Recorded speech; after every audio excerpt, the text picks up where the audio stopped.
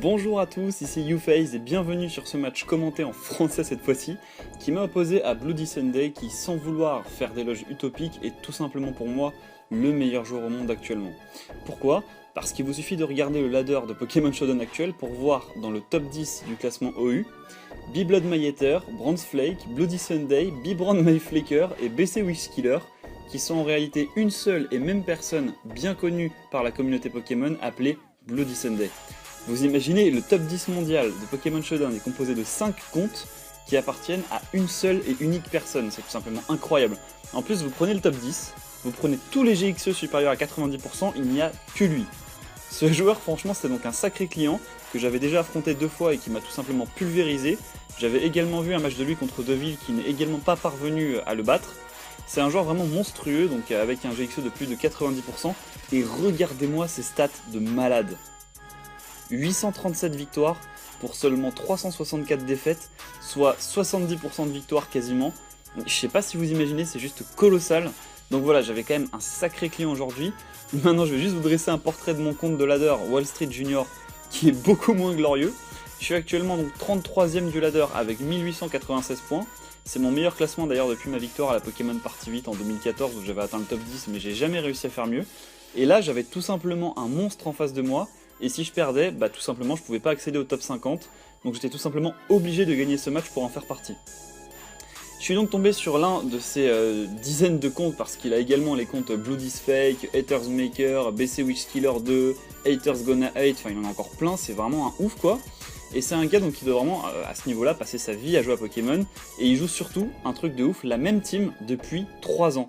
Et oui, vous rêvez pas, depuis la sortie de Pokémon X et Y, il s'est fait un nom dans la communauté en jouant une équipe que tout le monde connaît, mais que personne, ou presque, n'arrive à battre. Pendant que moi j'étais là avec l'une de mes dizaines de teams Hyper Offense que je teste, donc clairement faut dire, clairement je faisais pitié avant de commencer les matchs quoi. Donc du coup je me dis que pour gagner, il va falloir que je suranticipe et que chaque anticipation soit vraiment parfaite. Vous verrez dans ce match qu'à ce niveau-là ça s'est relativement bien passé. Et d'ailleurs parlons-en du match à présent.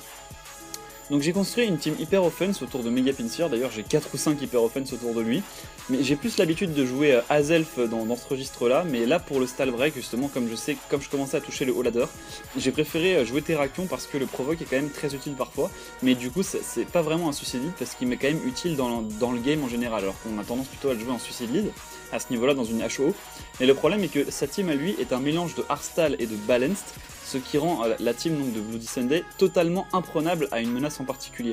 Et il a le corps Chansey Skarm qui absorbe quasiment tous les coups, et ses autres Pokémon qui sont là à la fois pour encaisser et pour frapper, tous des Pokémon très bulky ou qui ont des avantages au niveau des types. C'est le principe d'une balance en fait, donc clairement au niveau match-up là pour moi c'est vraiment zéro quoi. Donc du coup, je vais commencer dès le tour 1 à le suranticiper, hein. Je me dis que il sait que je joue Hyper Offense donc il va anticiper le Terrakium en allant sur Venusaur, et comme j'ai anticipé ça, je décide de lead avec Pinsir tour 1. Ensuite, tout de suite je double switch en anticipant le Skarmory, et comme je savais qu'il savait que j'allais faire provoque directement, en allant sur Venusaur, je décide de mettre mes Rocks tour 2, ce qui fait donc déjà 2 anticipations de gagner à mon actif. Ensuite je me dis là il va peut-être faire Bomber qu'en suranticipant Pinsir, mais ça m'est égal, car ensuite j'ai une Dance Lame gratuite et il est obligé de sac son Skarmory. Et ensuite Talonflame plus Terrakium peut faire le gros trou dans sa team, mais le Axe a décidé d'entrer en jeu, je me fais empoisonner, 30% de chance. Donc là je me dis putain le mec en fait il est vraiment invincible quoi, même si la chance est avec lui, mais bon, je perds pas espoir, j'anticipe son Skarmory en remettant directement Terrakium. Je le provoque en sachant qu'il resterait à cause des Rocks, et puis là dans la foulée, je vais donc directement double switch sur Pinsir en anticipant de nouveau le Venusaur. J'ai plus qu'un coup à ce moment là puisque vous voyez que j'ai le poison qui rentre en jeu. Et donc là, encore une fois, je suranticipe le Skarmory en cliquant sur Close Combat en me disant que de toute façon j'ai plus qu'un coup, j'ai plus qu'un switch. Et donc du coup, le Skarmory qui va se retrouver plus qu'à 40% pile poil, donc il y a le casque brut, il peut plus du coup venir sur un Brave Bird de talon après piège de roc, sachant que son Litran a un ballon et ne peut pas non plus le contrer, donc là c'est tout bénef. Donc là du coup, je me disais il va peut-être anticiper Venusaur, mais pour la save il fallait que je fasse provoque pour vraiment empêcher le Skarmory de faire defog ou de se soigner. Là je reste en me disant il va peut-être anticiper le talon en faisant Bomberk, mais non il est resté, il a fait Giga Drain. Donc ça m'a un peu saoulé parce que du coup le Terrakium dont je voulais me servir pour Stall Break il servira à rien.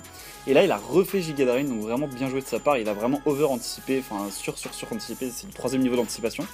Et là, je vais sur talon, et comme je sais qu'il va anticiper le demi-tour, c'est encore un autre niveau d'anticipation, je fais rapace. Et ça, personne, enfin n'importe quel mec de top ladder laisserait son Venusaur mourir parce que tout le monde anticipe le demi-tour en fait, quand on en est à ce stade. Donc là, il va sur Bichard, et je me dis au pire je perds un objet sur Breloom, mon orbe vie, donc je décide de le mettre. Donc il me fait knock-off, il vire mon orbe vie. Et là, donc je vais mettre une petite pause, je me dis, comme c'est son Bisharp et que à ce stade il sert plus à rien puisqu'il ne peut plus battre 1v1 aucun de mes Pokémon, Breloom il se le fait en faisant Mach Punch, Talon en faisant Flare Blitz, Manaphy il peut pas le passer non plus puisque je fais 2 fois Scald, il est mort et lui peut pas me tuer entre deux. Pareil pour Excadrill, c'est exactement pareil, il peut pas le battre en 1v1. Donc je me dis, il va sac il va laisser dormir son Bisharp sur le sport. Afin de pouvoir placer un autre Pokémon et de m'empêcher tout simplement de pouvoir me placer quoi. Et donc du coup moi je suranticipe ça et je fais Mach Punch, mais en fait il avait vraiment bien joué sur le coup en mettant son Skarmory qui là ne servait plus à rien, alors qu'en fait il aurait pu servir sur mon Excadrill. Et donc il le met, et moi je fais Mach Punch, ça le tue pas et je me prends du casque brut. Donc ça m'a un petit peu fait chier, donc là à ce stade je me suis dit la seule chose que j'ai à faire c'est faire sport tout simplement. Et là c'est le coup du match selon moi. N'importe qui aurait fait Dance Lame ici à ce stade parce que mon Breloom est rigide. Donc il y en a beaucoup qui peuvent se dire Breloom rigide avec technicien A+2 avec piège de roc, il suffit de faire une Dance Lame et j'ai gagné le match puisque le Vénard il pourra jamais tenir ça, Hitran non plus, ne parlons pas de Bisharp, Skarmory est à portée de kill et Keldeo du coup pareil à +2 il peut pas tenir Mach Punch alors qu'en fait eh bien s'il y a quand même une chance, il peut bien sûr tenir Mach Punch si je fais pas de coup critique parce que Keldeo ça reste quand même si c'est un Pokémon très offensif, ça reste quand même un Pokémon légendaire, il a de certaines statistiques en défense donc je savais qu'il tiendrait le Mach Punch, donc son seul espoir ici à Bloody Sunday pour encore espérer gagner le match c'est d'aller directement sur son Keldeo en anticipant le Dance Lame et en faisant derrière une lamointe, sauf que j'ai anticipé ça du coup. Et vous allez le voir, il va partir sur le Keldeo et moi, j'anticipe en faisant Balgraine. Donc du coup, j'ai battu son Keldeo et là à ce stade, le match est déjà terminé. Il peut plus me battre parce qu'il connaît pas le set de mon Manaphy, mais le set de mon Manaphy est justement fait pour battre le reste de sa team. Donc là, je fais Mach Punch parce que Breloom a fait le taf, il a passé le Keldeo, c'était le plus important. Là, le Hitran va me battre sur la Vaplume.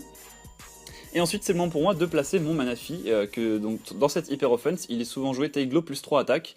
Donc il anticipe ça et il fait du coup toxique pour pouvoir ensuite spammer Soft Boiled avec son Chansey. Sauf que ce qu'il ne sait pas, c'est que mon Manaphy est fait pour détruire les Heartstall, donc il a Danse Pluie. Danse Pluie qui va me permettre de soigner son statut. Et là, c'est encore plus mort pour lui parce que là, vraiment, il peut plus rien faire contre ce Manaphy là. Donc je me reset up en faisant Tail Glow. Lui, il a juste à faire une seule chose, c'est spammer Soft Boiled le plus possible, en espérant pouvoir tenir les coups. Mais vous allez voir que Scald sous pluie à +6, ça fait quand même 65%. Donc là, c'est vraiment foutu. Et du coup, lui, il fait ce qu'il peut, il essaie de me battre. Et là, à ce stade, pour battre le Manaphy, son seul espoir pour lui, c'est d'aller sur Bisharp et de me faire un crit. Donc du coup, il décide d'aller sur Bisharp et il n'a pas d'autre choix que faire Sucker Punch à ce stade, qu'il fait, et il n'a pas le crit. Donc du coup là c'est GG, c'est terminé, il n'a plus aucun Pokémon qui peut dépasser Manaphy, qui peut le RK. Donc c'est terminé pour cette game, je vais m'imposer 3-0. Il a forfait et je suis passé donc du coup 1896 grâce à cette victoire. Et vous pouvez voir que son compte Haters Makers, que je n'avais d'ailleurs jamais vu encore auparavant, est quand même passé sur très peu de matchs, sur une quarantaine, même pas de matchs, il est passé quand même 1792. Donc vous voyez quand même que sa team a quand même un potentiel énorme. Donc j'invite quand même, malgré le fait que je l'ai battu, c'est quand même un joueur exceptionnel, enfin vraiment je pense que je l'ai battu une fois mais ça ne réarrivera pas de sitôt. Donc vraiment, peut-être si jamais il y a des joueurs qui ont envie de monter dans le ladder, essayez sa team, parce que pour le coup, il y en a qui détestent jouer Stall, mais là c'est pas du Quagsir, c'est pas du Among Us, c'est pas du Slowbro, c'est pas du Mega Sableye, tu vois, il y a du Chansey Skarm certes, mais ça reste quand même une équipe plutôt équilibrée. Il peut se setup avec son Bisharp Leftovers, il peut se setup avec son Keldeo qui est Sub Calmine et qui permet justement de 6-0 les Heartstall qui n'ont pas Mega Venusaur.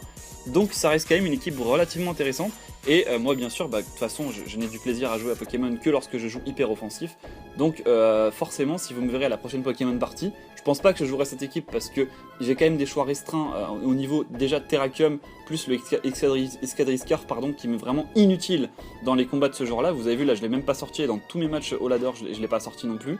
Pareil pour le Breloom ici qui m'a été vraiment qui aurait été inutile s'il avait gardé son Venusaur.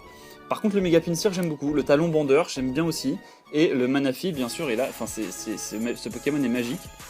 Si vous le jouez Tail Glow, Rain Dance, Scald et Psychic, vous pouvez 6-0 les stalls.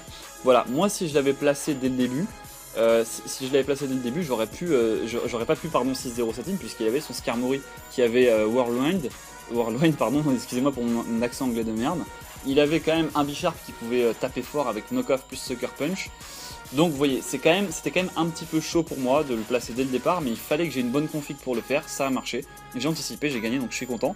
Maintenant, donc on verra sur... ça c'est mon compte de Ladder, si à l'occasion vous avez l'occasion de me croiser sur le Ladder, c'est avec plaisir.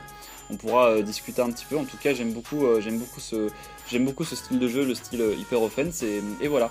Donc je pense qu'au prochain tournoi, je jouerai une team Hyper Offense. Voilà, donc... c'était un plaisir pour moi de vous commenter ce match. Alors je fais rarement des commentaires de match, là tout simplement c'est parce que c'était exceptionnel. La dernière fois j'avais failli battre, j'étais à 1 pp, je dis bien 1 pp de battre Pokémon is Fun, qui la dernière fois, donc il était numéro 1 mondial, enfin numéro 1 du ladder PS il y a genre 2 mois, un truc comme ça. Et j'étais à 1 pp de le battre, j'avais plus de Moonblast, c'était avec une équipe avec Clefable, il avait Alomomola, il avait spammé Vœu Abri, et à un Moonblast je le battais et j'ai pas pu à cause de ça. Il avait réussi à me PP stall et j'avais failli justement, et lui Pokémon is Fun, là au niveau du ladder OU on le voit plus trop. Mais voilà, donc il y a ce gars, Big Blood Mayader, qui est dans le top 10 depuis des années maintenant on peut le dire, et je pense pas qu'il existe sur Terre beaucoup de joueurs qui ont ce palmarès à Pokémon, donc on peut quand même lui tirer un gros big up. Voilà, donc je fais des bises à tous mes abonnés, je tiens d'ailleurs à dire que je suis vraiment très heureux d'avoir atteint les 1000 abonnés récemment. Je ne vais pas vous cacher que c'est grâce à ma vidéo de Cheat Meal. Et on se retrouve pour une prochaine vidéo, du coup désolé de vous emmerder mais ce sera en anglais, pour un live de l'Alpha Builder. Allez, ciao, bisous tout le monde!